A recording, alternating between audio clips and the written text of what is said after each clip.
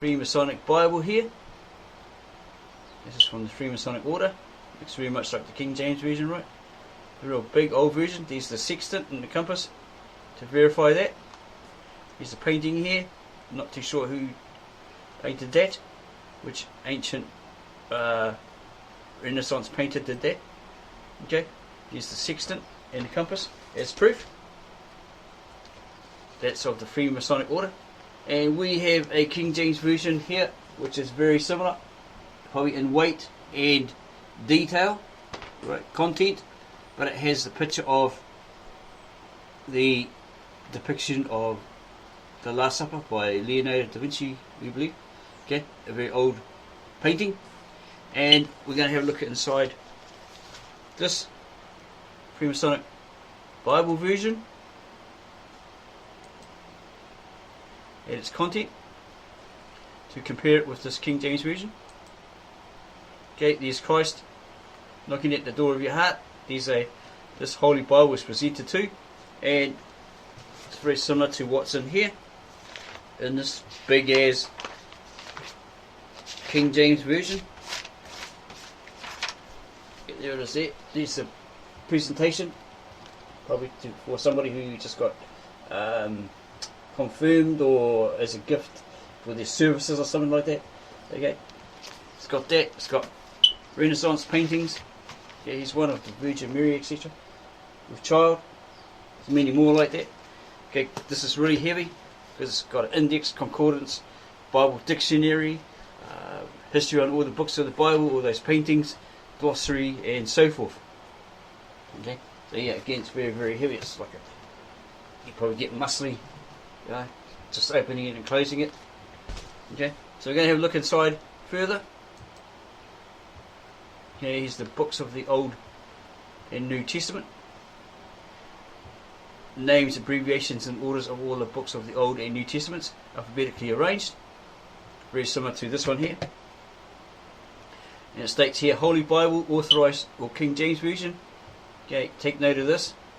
It's authorized by King James in his day. This one was here, right? It has a dedication letter from the translators inside, obviously from the translators, who were very happy that he freed them from the yoke of Roman Catholicism, right? To the then Prince James, who obviously later became King James. He created a commission, a set of so many people to sit on a panel and rewrite a new version, or translate a new version, because he didn't like the Puritan version at the time, and they added the Apocrypha in it until 1888, somewhere around there, where they took it out. Thanks to that dude that pointed that out. Yeah, so we went and did some research and we found that it was taken out about the 1800s, 1888, whatever. Okay, so like this one, it has the biblical index right there, right? It's all there. Very similar. Okay, here's the Holy Bible, a little bit about the Holy Bible, an introduction. It's important to read so you know what it's all about. General outline of the books of the Bible. Okay. And to give you a biblical history of each book of the Bible, from the Old Testament to the New. So let's go to the next page. Oh, okay, no, go back here because we've got something of note, right? Old and New Testaments translated out of the original tongues and with all the former translations diligently compared and revised. It's a red letter edition. Take note of this, because this is what they're saying to you, which is actually not correct. They're saying it's translated out of the original tongues, the original old languages, not, okay, and with all the former translations diligently compared and revised. Okay, because why we say it's not the original tongues, it's all the modern vernaculars, the modern versions, be it Aramaic, Hebrew, Greek, or a Latinized form of Greek, into the English, the Old English, and then into the future, it's been retranslated into Americanized English. They're put out there by the Bible societies. Okay, this in a new format, a new translation called the New King James Version. Makes it easier, because who knows Shakespeare speak? It's a dead language. Who speaks that today? So all these other languages where they're claiming that it's originally from, they're all dead languages. the ancient old, or the original ancient, very old Hebrew, Aramaic, Greek, etc., the Germanic, the Norse, they're all dead languages. So for you to use those and claim those are the original, you'd have to revive them, wouldn't you? As Victor N. Alexander, native born Aramaic speaking, translated from Bet Narain, Mesopotamia or Syria, found a way to do that, therefore revived it so he could translate the original ancient old, very old Aramaic, the Lishana Antica Cypraea, of the Assyrian Aramaic or Tab Asherit into English. Okay. So that's what they would have to do. So they're hoodwinking you, telling you that these are all from the modern versions, the modern dialects. Okay. The Syriac is a modern derivative, it's a modern dialect. The Hebrew's been modernized. The Greek is probably modern, it's probably a Latinized form of the Greek. That's what we've stumbled upon. Okay. It says pictorial pronouncing dictionary and other interesting instructive features. A family Bible beautifully illustrated with masterpieces of religious art from the Renaissance. Is that how you say it? Heirloom Bible publishers, such probably put out by them. Okay, let's have a look at the next one.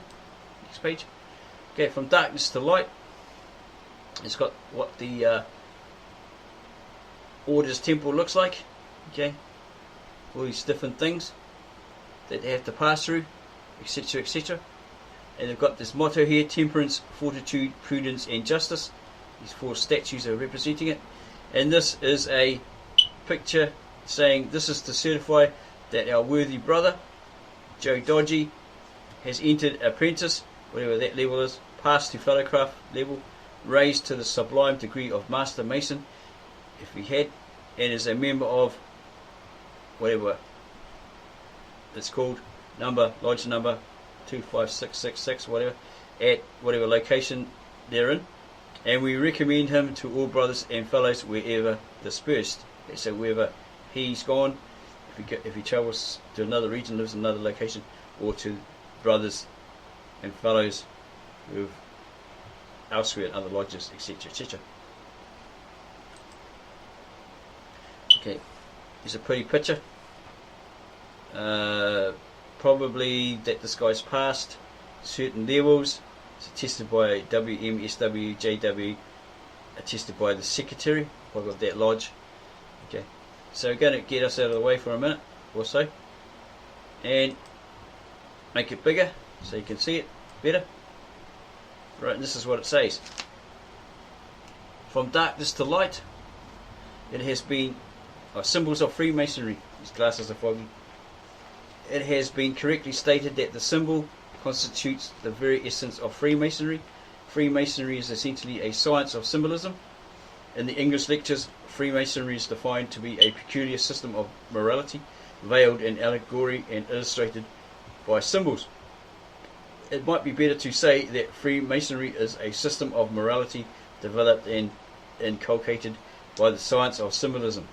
It is this peculiar character as a symbolic institution, this almost exclusive adoption of the method of instruction by symbolism, which gives its whole identity to Freemasonry and causes it to differ from every other institution that the ingenuity of man has devised. It is this unique characteristic that has bestowed upon Freemasonry that attractive form and cement of brotherhood, which has always secured the attachment of its disciples and contributed most largely to the perpetuity of Masonry. Withdraw from Freemasonry its symbolism, and you take from the body its soul, leaving behind nothing but a lifeless mass of effect. Was it effect? Matter fitted only for a rapid decay. Symbolism was the germ from which the tree of Freemasonry sprang, and which still gives to its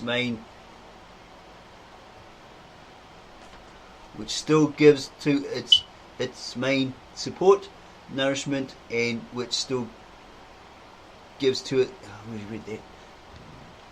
Freemasonry sprang, and which still gives to it its main support, nourishment, existence. Hence the inestimable value of this chart, which visualizes the symbols of the Mason's journey from darkness to light. It's talking about this chart here. Okay. Starts from probably around here somewhere, goes around like that, and so forth. It's got all these sayings here. Yeah.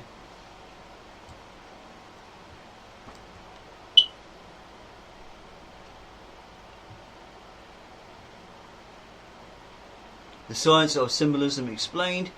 A symbol or an emblem, for the two words are often used synonymously, is an occult representation. That's higher knowledge. It's not the satanic order. And the mystical, the higher knowledge. Representation of something unknown or concealed by a sign or a thing that is known. They want to keep it hidden. It is the expression of an idea which is derived from the comparison or contrast. I'll make it a little bit bigger so you can see. With some object with a moral conceptual attribute. Thus a square is in Freemasonry an emblem or symbol of morality, a plumb line of rectitude of conduct, the level of equality, the beehive or of industry. A symbol may be the representation of an idea by a visible object. It is then both a symbol and an emblem, or it may be the representation of an idea incorporated in a narrative, a myth or a legend. Brought before the mind only by words, it is then a symbol only and not an emblem. The origin of Masonic symbols. Freemasonry was founded as a speculative science on an operative art. It therefore took the working tools of the profession, which it spiritualizes, and made them the symbols for the communication of instruction in the mysteries of the order. Term of architecture, the Temple of Solomon, and everything that is connected with its traditional history have been adopted as the symbols of its great moral and philosophical teachings. Many of the sublimest forms of instruction in Freemasonry are mythological and legendary, and for the most part they are symbolic and impress. These are symbolic and impress the mind with great spiritual and philosophical truths. The legends of Masonry are parables, and a parable is only a spoken symbol. Symbolic degrees, and it talks more on that. We cannot here enumerate and explain these numerous symbols, but they are fully set forth and explained in the progressive course of a Mason.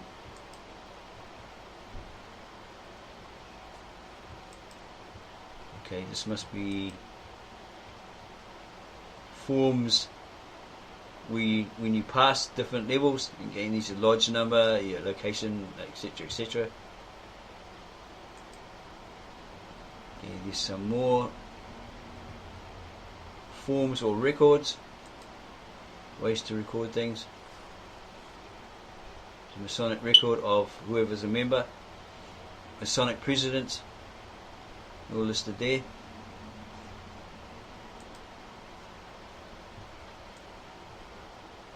Okay, the ancient presidents: George Washington, Jefferson, Madison, Monroe, and so forth, down to Harry S. Truman, Roosevelt. So they're all in there, they're all members.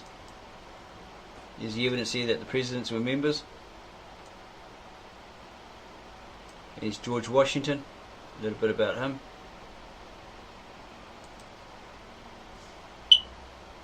Henry Price, first Grand Master of North American colonies of the order. The internal workings of Freemasonry, Freemasonry in the Holy Bible, have a look at that.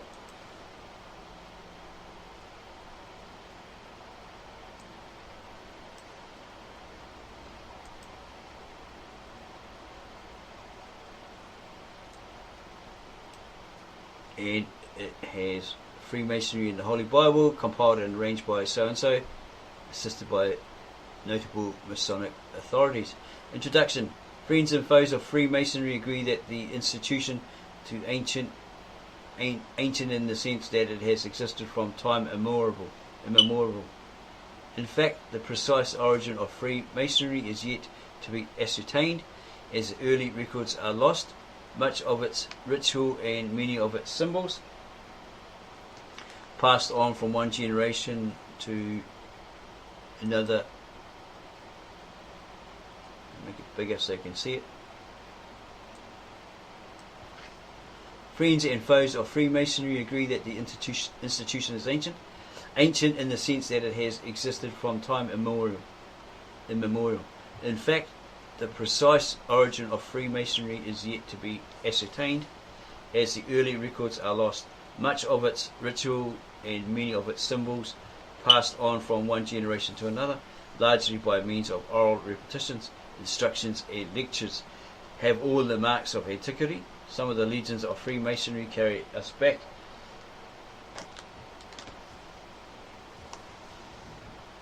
into antediluvian history. Back to the days of Enoch. Looking at that word ante, it's Greek, which means another. Okay. Sometimes, in a different sense, it can be used as a counterfeit, as in the antichrist. Okay, that means that it was another Christ, a counterfeit Christ, a fake Christ. He'll be everything that the Christ was or appeared to be, but he's a fake Christ. Okay, he's another Christ. Okay. Back to the days of Enoch. Okay, this antediluvian history, back to the days of Enoch. Others have to do with the patriarchal days of Israel's history, with Moses, and with Israel's early history in the occupation of the Holy Land. The ritual and symbols are replete with the days of King Solomon of Israel and the building up of the temple.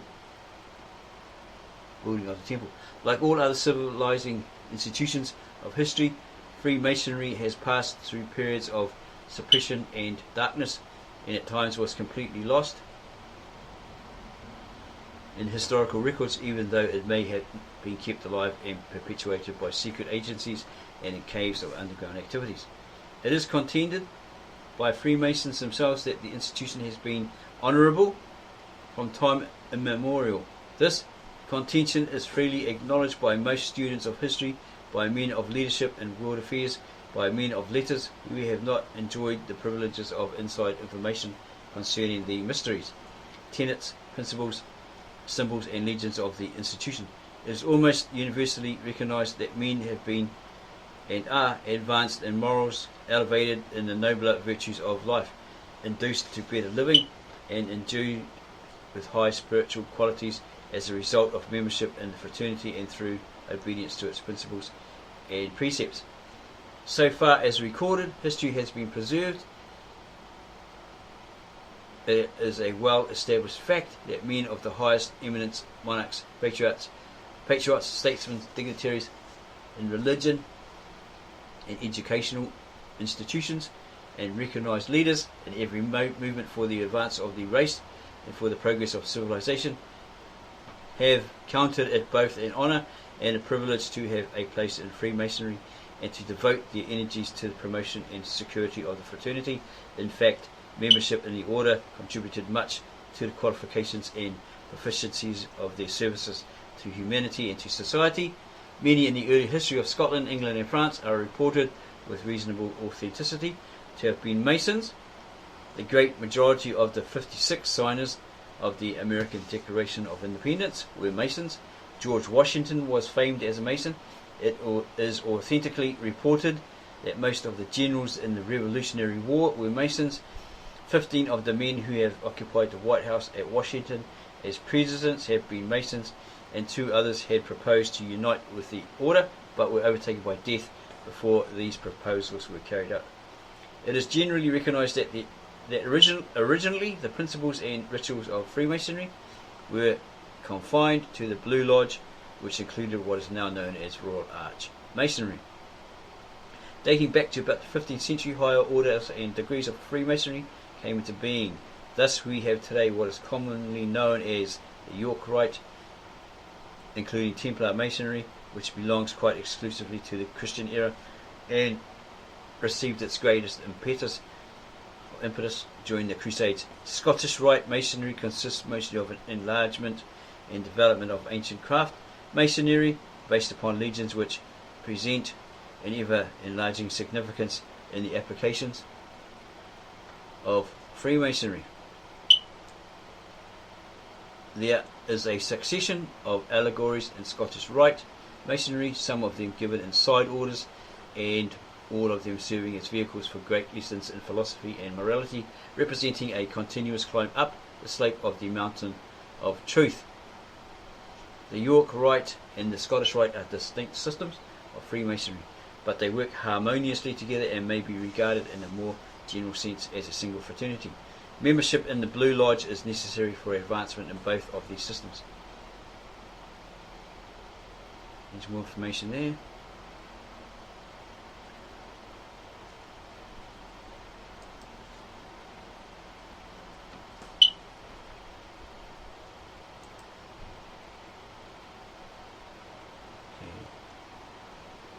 Talks about the Royal Arch Masonry and the York Rite, past master degrees, most excellent master degree, all these different degrees, all these levels that you can try to obtain, try to master, the Order of Malta, the Order of Knights Templar, and so forth. Ancient and accepted Scottish Rite Masonry. This branch of Freemasonry is the most popular and most widely diffused of all the rites of the order above and supplementary to Blue Lodge Masonry and so forth. There's all the information there on these lodges.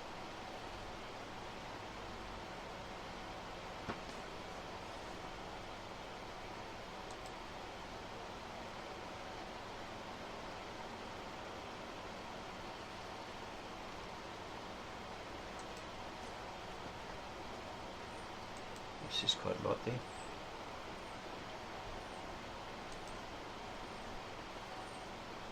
We can leave a link to this particular book.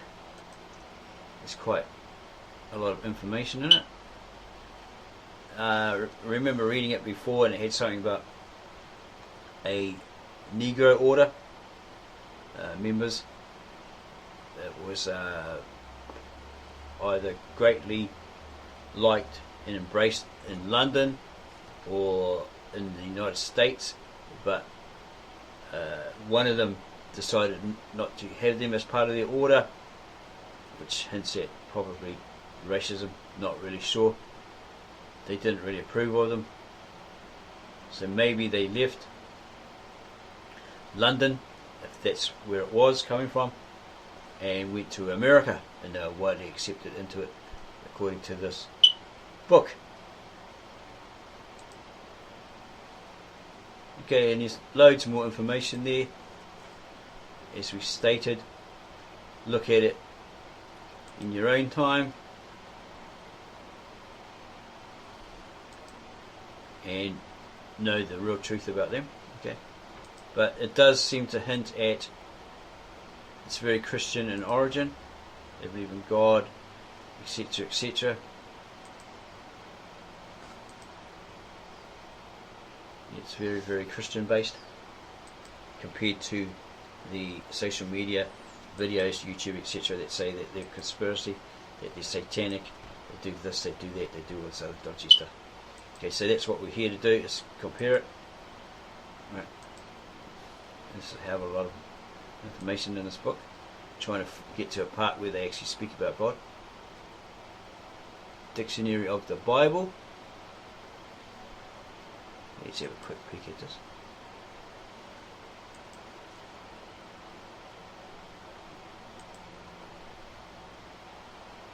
Okay, what have we got here?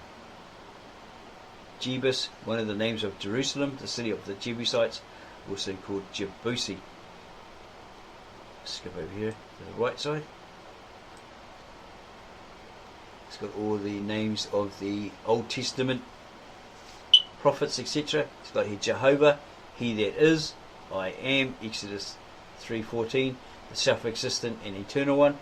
Hebrew word for God, generally rendered Lord, not pronounced, but Adonai, Lord, or Elohim, God, substituted. Okay. So it was replaced with that word. Adonai was replaced with Lord or Elohim or God. Jehovah will see, it's Jehovah Jireh. Jehovah will see or provide, the name given by Abraham to the place on which he had been commanded to offer Isaac, and so forth.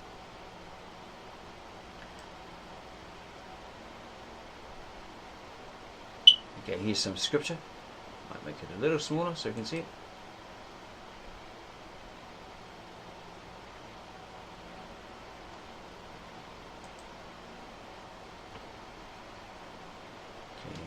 Sure what this is. Amos, okay, the book of Amos. Hear ye this word which, this is chapter 5, hear ye this word which I take up against you, even a lamentation, O house of Israel, and so forth.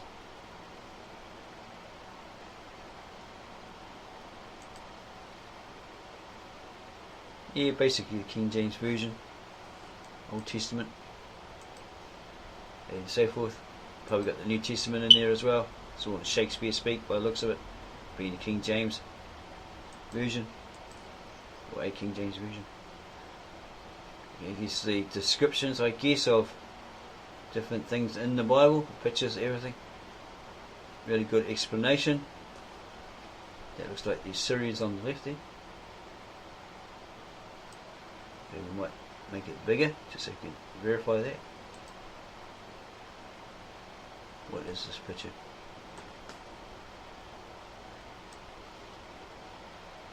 Shalmaneser, putting out the eyes of captives. Okay. Roman soldiers, a scorpion, table of shewbread, and so forth.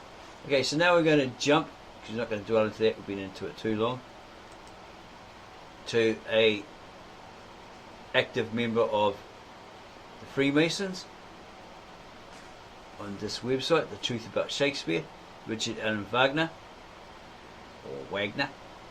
Wagner is a 32nd degree Scottish Rite Freemason and a frater of the Rosicrucian order. You can read more.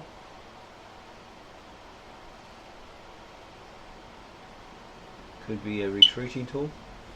Okay, you can go read more on this guy, because there was very little information on him.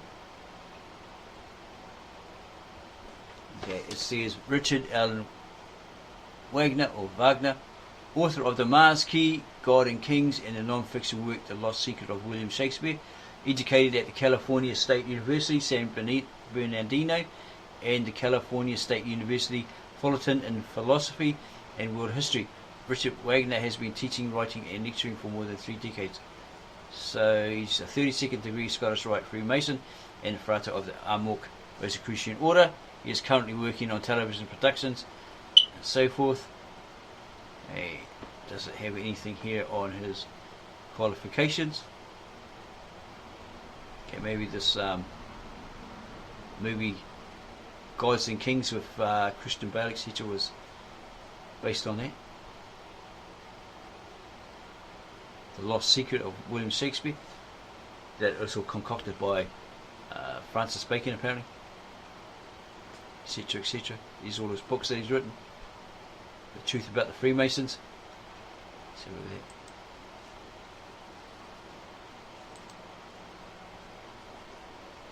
See what it's got to say about that.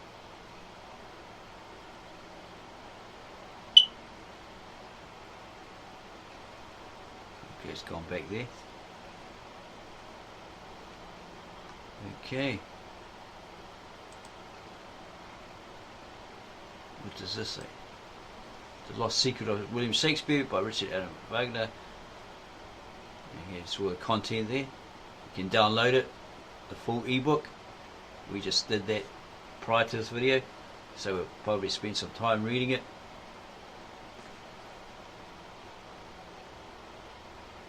The Jeweled Mind of Francis Bacon, Bacon's Smoking Guns, The Hard Evidence. And it talks about a lady called Sarah Winchester, heiress to Bacon's legacy. And it talks about the Winchester house. She cleverly crafted it, and there's a story involving the house. Like the architecture actually tells the story. It's all hidden inside this architecture, the design, etc. Blah blah blah. Okay, there he is again, Richard Allen Wagner.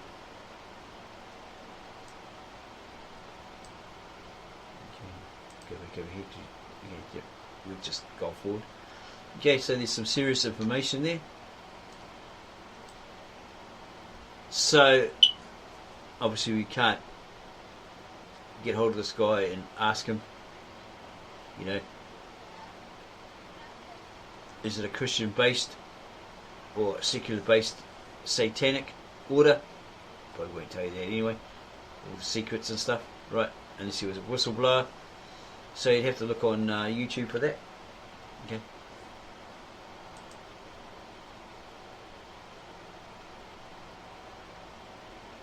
Okay, we still haven't really found a full provable difference. Okay. Oh well, we have in a sense, because it mentions about the Bible. It's like a King James version, but we're trying to find that connection between this Christian-based Freemasonic Bible and the others said by social media conspiracy theorists to be satanic. There's evidence out there, etc., etc. Maybe they're getting confused with the Illuminati, but hey, maybe one has taken the good and perverted it. It's possibly what's happened. You have the good order, and then you have the counterfeits. Who knows? The only ones that really know are those that are in it. Whether they're going to tell you the truth or not, well, that's entirely over them. One day they'll stand before God, and He'll ask them, why did you, lie? Shroud it all in lies. Why did you do this? Why did you do that? So yeah, we'll have to look into it further. Maybe bring a part 2 to what we've actually found. That might be a better way. Okay, so if you like this so far, then subscribe to our channel, add your comments, give us a like, share, tell all your friends about it, and we'll see you on the next video.